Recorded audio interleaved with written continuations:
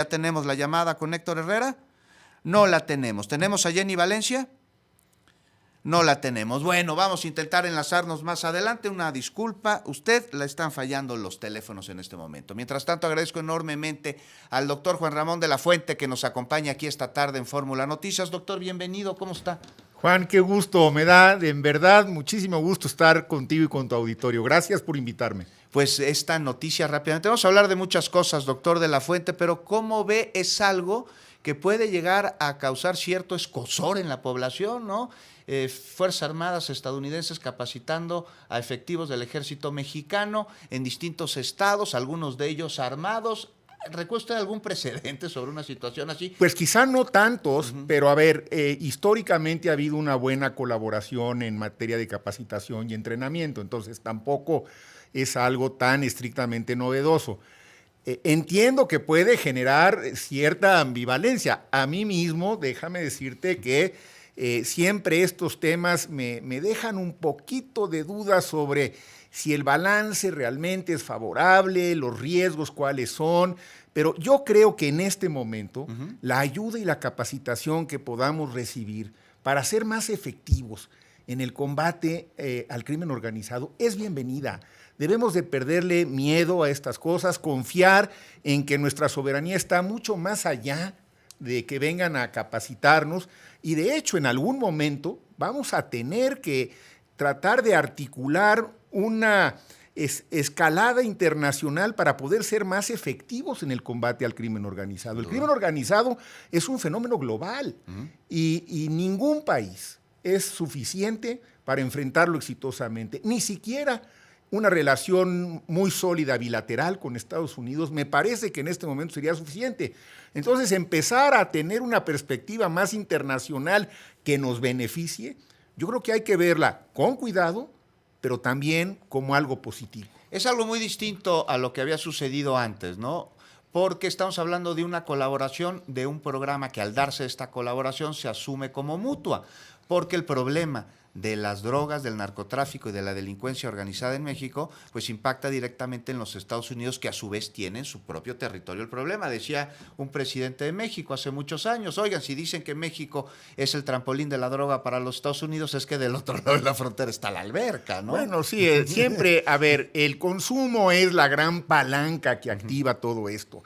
Y mientras haya ese consumo allá de la magnitud que lo hay, otra vez, insisto, un país solo es insuficiente para combatir esa fuerza tan poderosa económica, fundamentalmente, y la red de complicidades que se han ido construyendo a lo largo de los años y que hoy en día es un fenómeno internacional. En la ONU, Juan, en varias ocasiones se ha discutido el asunto sin llegar a una conclusión. Te voy a decir por qué. Porque hay un riesgo muy grande para México cuando se internacionalizan estos temas, que es que se quiera equiparar al crimen organizado con el terrorismo. Así es. Y ese es un riesgo que México, ahí sí te diría yo, me opondría categóricamente como lo hice en la ONU, porque una vez que califican al crimen organizado como terroristas, les da posibilidades de hacer lo que quieran. Nos cae la pausa, doctor. Son las 6 de la tarde con 38 minutos. Agradezco enormemente al doctor Juan Ramón de la Fuente, profesor emérito de la UNAM, coordinador de los diálogos por la transformación del equipo de la doctora Claudia Sheinbaum. Doctor, pues estábamos hablando ya de temas de coyuntura antes del corte y me gustaría ir directamente a los diálogos por la transformación que usted coordina. Doctor, ¿qué son los diálogos por la transformación? ¿Quiénes participan en ellos? Hay quien piensa que es una reunión entre militantes o simpatizantes de Morena en donde plantean distintos puntos. ¿Es así o está invitado o convocado pues, la población en general? En general han sido muy plurales, muy abiertos, y yo diría que básicamente han sido no solo con simpatizantes, no necesariamente militantes, pero con simpatizantes de la transformación, sino con sectores que han sido más bien críticos de la transformación. Es parte del objetivo de los diálogos. Llevamos más de 300, Juan. O sea, y la mitad de ellos fuera de la Ciudad de México. Sobre temas, pues en fin, prácticamente todo el abanico de lo que pudiera ser la agenda pública. Pero, por ejemplo, ayer tuvimos un diálogo con 4 de las principales academias de México, un encuentro con académicos, intelectuales, la Academia de Medicina, la Academia de Ciencias, la Academia de Ingeniería, la Academia de la Historia. A ver, pues estas son agrupaciones totalmente independientes y vamos, yo diría que por naturaleza críticas, Sí.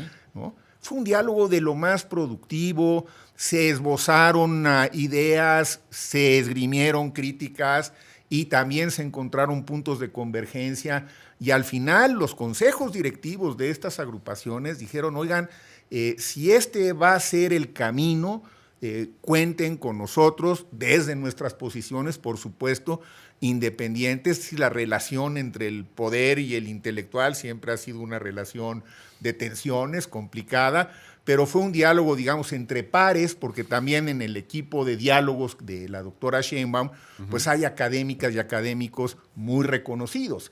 Entonces, pues esto facilita las interacciones. Esto fue ayer, pero nos podemos ir al de antier y al del día previo. Y son estos grupos, empresarios, clases medias, académicos jóvenes, mujeres, activistas gente también de campo, activistas, muchas ONGs en el tema de anticorrupción, por ejemplo, hubo realmente una participación, inclusive de algunas de las organizaciones que han sido más críticas. Es decir, aquí de lo que se trata es que utilicemos el diálogo como un instrumento de la democracia y de la discusión, como un mecanismo para construir espacios de convivencia respetuosos, en donde, por supuesto que nosotros estamos impulsando el avance de la Cuarta Transformación y por supuesto que estamos apoyando a la doctora Sheinbaum porque pensamos que es la mejor, sin duda, de las opciones que tiene este país para los próximos 6 años.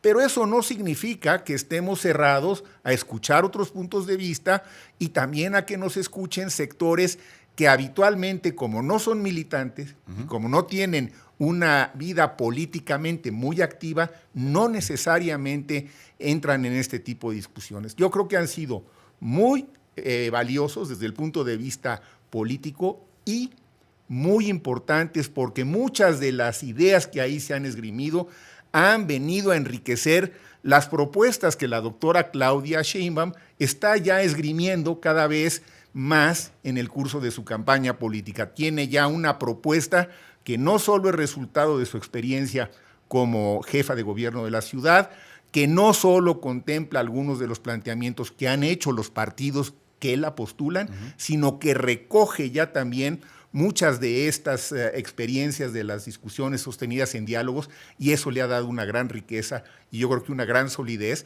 y por eso la campaña de la doctora Sheinbaum pues es ante todo una campaña de propuestas. Ahí están, las ha esgrimido ante banqueros, las ha esgrimido ante académicos, las ha esgrimido ante periodistas, las ha esgrimido ante empresarios, las ha esgrimido en reuniones con campesinos, con jóvenes y con mujeres y la seguimos perfeccionando. No está todavía concluida del todo, pero ya es una propuesta robusta que espero que en el debate del domingo haya plena oportunidad para que la despliegue, para que la presente, porque los debates tienen que ser, Juan, en mi opinión, no sé tú qué piensa tu auditorio, pero un debate para que tenga sentido tiene que ser un debate de ideas, no tanto un debate de descalificaciones.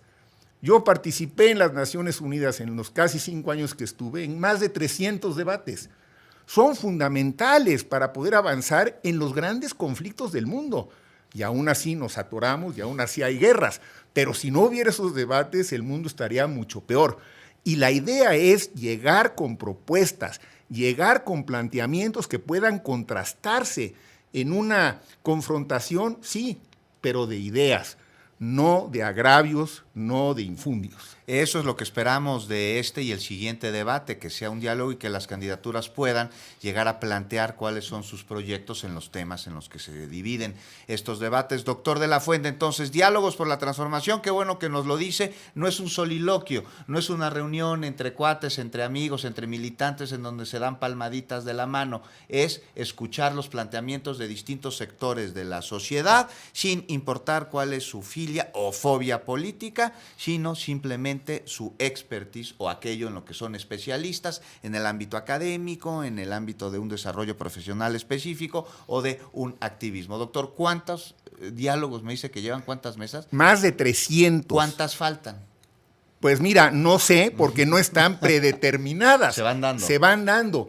Por ejemplo, ayer en el diálogo con la Academia de Medicina, el programa de salud de la doctora Sheinbaum ya está bastante avanzado, pero ayer surgieron nuevos cuestionamientos y entonces el doctor David Kersenovich, que es el coordinador del eje de salud, ya acordó un nuevo diálogo con integrantes de la Academia Nacional de Medicina para entrarle en detalle a otros temas que están insuficientemente discutidos en opinión de ellos, y entonces así es como se van armando. También ayer, por ejemplo, surgieron por lo menos dos nuevos diálogos con la Academia de Ingeniería, uno sobre infraestructura, otro sobre energías. Entonces, van a seguir mientras dure la campaña, y una vez que se lleven a cabo las elecciones, pues tendremos ya una recolección de ideas suficientemente robusta, diría yo, para que el programa de gobierno de la doctora Sheinbaum pueda empezar ya a organizarse una vez que ganemos las elecciones el próximo 2 de junio. Pues doctor, ¿cómo podemos estar pendientes de estos diálogos para la transformación? ¿Hay de alguna manera la posibilidad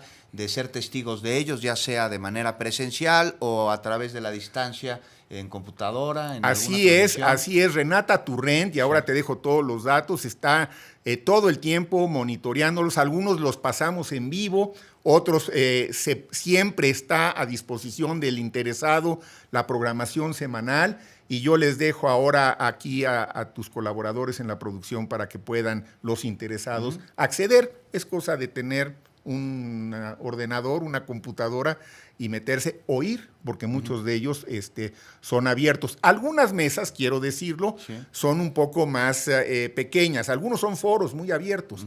Otros son un poco más cerrados porque los temas son muy técnicos. Hay temas que ameritan, digamos, un formato más pequeño, pero para poder profundizar. Pero en general los grandes temas son foros abiertos y algunos de ellos han sido de cientos, yo diría algunos de miles de participantes, como fue uno que tuvimos también de académicos en la Universidad de Guadalajara, que coordinó la doctora Rosaura Ruiz, y algunos de los que ha coordinado Olga Sánchez Cordero sobre mujeres, que han sido realmente tumultuosos, porque el tema de género es un tema que es transversal. En todos los ejes estamos tratando de que haya un énfasis en los aspectos de género, porque esta tiene que ser una política que abarque diversos aspectos de la vida social, de la vida económica y de la vida política. Doctor, ahí está quien quiera ser testigo de estos diálogos. Ahora, quien quiera participar, algún gremio, por ejemplo, activistas, defensores de alguna causa, algún gremio profesional, no sé qué tal, los odontólogos, por ejemplo, que quisieran formar parte de uno de estos diálogos, ¿a quién tendrían que irle a tocar la puerta? Directamente a Renata Turrent, en Diálogos por la Transformación. Hay una página y hay una dirección electrónica para poder acceder directamente y solicitar. Muchos de los diálogos que hemos hecho han sido a solicitud de partes. Algunos de ellos han sido iniciativa nuestra, otros de ellos han sido a solicitud de partes. Así que todavía tendremos varias semanas de diálogos y son más que bienvenidos, ¿eh?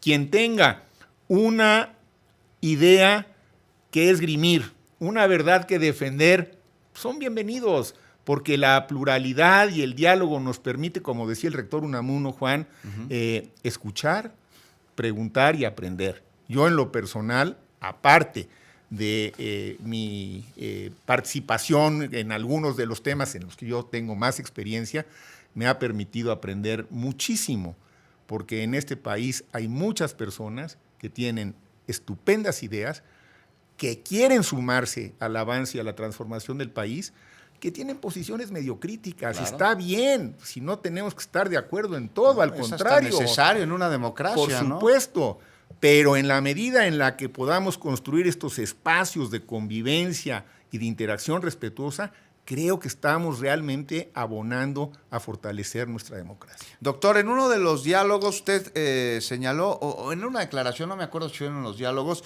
que con la llegada de Claudia Sheinbaum al gobierno, en caso de que gane la elección, el 2 de junio, hay que recordar la fecha porque no todo el mundo sabe que el 2 de junio es el día que vamos a ir a votar. No ha habido publicidad por parte del INE, a diferencia de en otros procesos electorales que, bueno, pues tapizaban con espectaculares y mantas de 2 de junio, día de la elección. Ahora no lo han hecho, hay que estarlo repitiendo. Es el 2 de junio, que en caso de ganar la doctora Claudia Sheinbaum la elección, no habrá ruptura ni sumisión con su antecesor.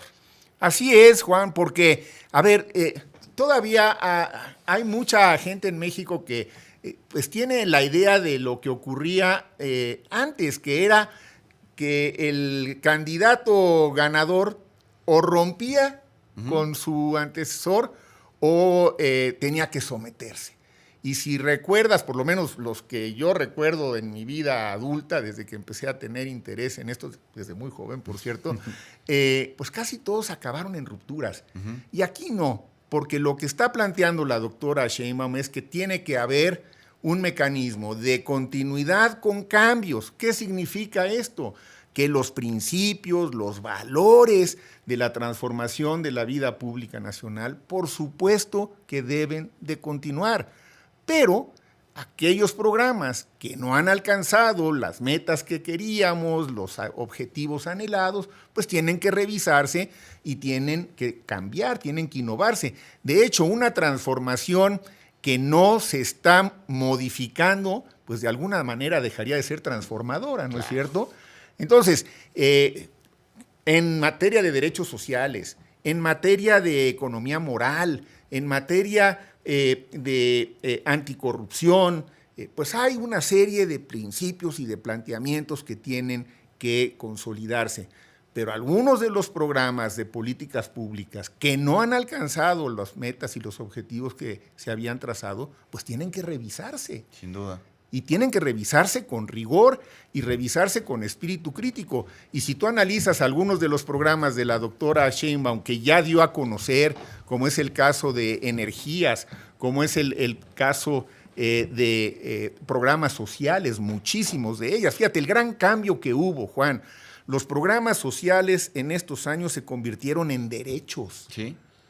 Dejaron de usarse como políticas clientelares. Y con respecto a esto de que, bueno, pues no habrá rompimiento, pero pues de ninguna manera habrá sumisión del próximo gobierno en caso de ganar Claudia Sheinbaum la elección con el gobierno actual, pues sí se rompe esta tradición, doctor de la Fuente, que viene después del maximato, y entonces el general Lázaro Cárdenas pues lo exilia, es el primero que rompe con el maximato, y a partir de ahí se hizo una tradición dentro del mismo grupo político, dentro de la mayoría absoluta, había mayorías simples dentro de este grupo de poder, y pues ahí estaba, tenían dos tradiciones los presidentes de México. Uno era construir una casa de Fonatur en alguna playa, y otra meter a la cárcel a algún allegado del gobierno anterior. Eso ya se acabó, doctor de la Fuente. Vamos a estar pendientes de estos diálogos por la transformación.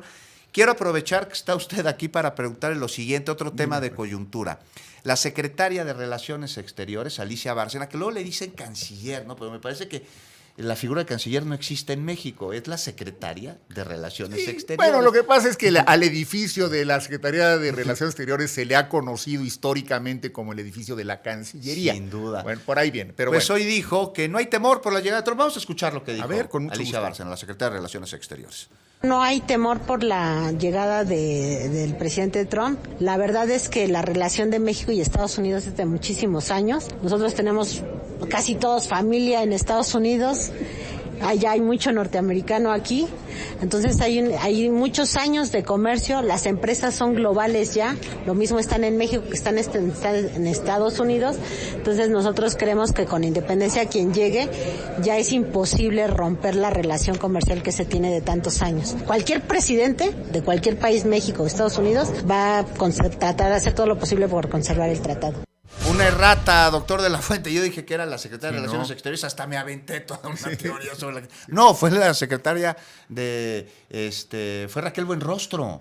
Sí, la Fue secretaria Raquel, de la Economía. secretaria de Economía. Sí. Pero bueno, ahí Pero está está la bien declaración. ¿Cómo ve, doctor? A de la ver, yo Fuente? creo que tiene razón Raquel al decir que la relación comercial con los Estados Unidos es ya de tal escala, de tal magnitud, Juan, que cuesta muchísimo imaginarse que esto se pueda interrumpir de golpe. Pero lo que necesitamos nosotros es estar preparados para que independientemente de quién gane en los Estados Unidos, podamos tener desde el principio una buena relación con ellos, que sea respetuosa, que haya un diálogo permanente, que no tengamos que estar reaccionando cada vez que hay un punto de tensión, porque los va a seguir habiendo. Así es. Porque eso es inevitable, con esa frontera, con esos flujos, tanto humanos como comerciales, con esas tensiones de la región, pues es imposible que no haya momentos en donde tengamos pues algunos desencuentros. Pero por arriba de eso, tiene que haber un compromiso del más alto nivel, de tener un mecanismo de diálogo permanente y de cooperación con varios temas. Obviamente, la parte comercial es fundamental. Vendrá la revisión del TEMEC un poco más adelante, junto con Canadá. Pero también hay que darle un espacio a la migración, otro espacio al tráfico de armas y de drogas, otro espacio a los aspectos que tienen que ver con la energía, con el cambio climático. Es decir, la agenda bilateral con los Estados Unidos es muy amplia. Y la idea que tiene la doctora Sheinbaum es que desde un principio podamos tenerla muy bien estructurada en un esquema de colaboración respetuosa que nos permita tener este diálogo permanente con ellos y no estar reaccionando cada vez que se tensen las cosas. Y poder ir avanzando, desde luego, sacando ventaja de que somos el mercado más importante del mundo. Claro. ¿No? ¿Se acuerda, doctor Juan Ramón de la Fuente, de aquel libro del embajador de Estados Unidos en México de Davidoff que se llamaba El oso y el puercoespín? Ya se dieron cuenta los Estados Unidos que el puercoespín puede picar al oso. El oso era Estados Unidos, el puercoespín éramos nosotros. Buen libro de Jeffrey Davidoff, por cierto. Sí, muy bueno. Pues, doctor de la Fuente, nada más para rematar lo que usted acaba de señalar, el secretario de Hacienda, Rogelio Ramírez de la Opus, también dijo que la inversión extranjera ha dado su voto de confianza no solo en lo político, sino también en lo económico. Ahí está, y le agradezco muchísimo que nos haya acompañado. Al contrario, Juan, un gusto como siempre. Un saludo al auditorio. Buenas tardes. Muy buenas tardes, doctor, y espero poder conversar próximamente de nuevo con usted de varios temas, porque esos nos sobran. Con muchísimo gusto, Juan. Con esto nosotros nos vamos a una muy breve pausa. No se vaya.